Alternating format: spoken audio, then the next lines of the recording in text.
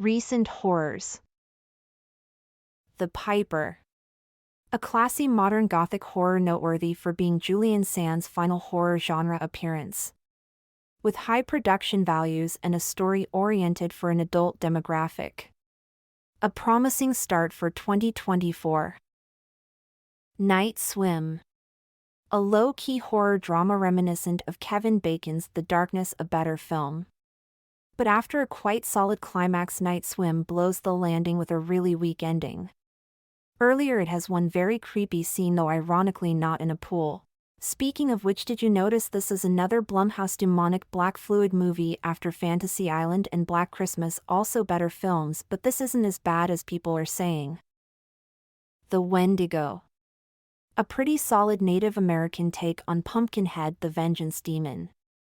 It takes the form of a Native American scarecrow effigy that grows more ghastly as the film goes on. Done with mostly practical effects with varying success. Making for a decent but fairly typical monster movie. Founders Day. An unexpectedly challenging slasher where, like the beginning of Twin Peaks, a small community are each deeply affected by one murder.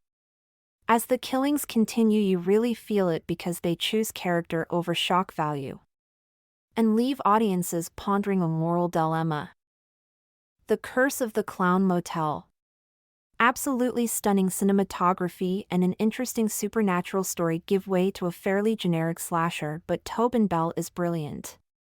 Randy Couture, who is amazing in The Bell Keeper by the way, oddly gets top billing despite barely making an appearance. Forest of Death.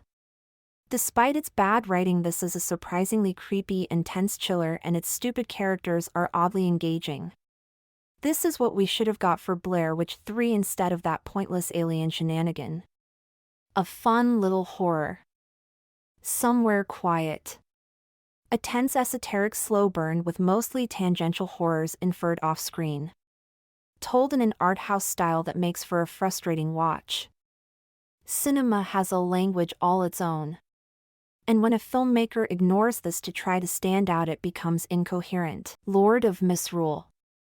A somber slow burn folk horror that eventually builds to a strong ending but feels like it should have been told in a half-hour short film, and the occult elements should have been expanded on quite a bit over the more drawn-out dangers of organized belief.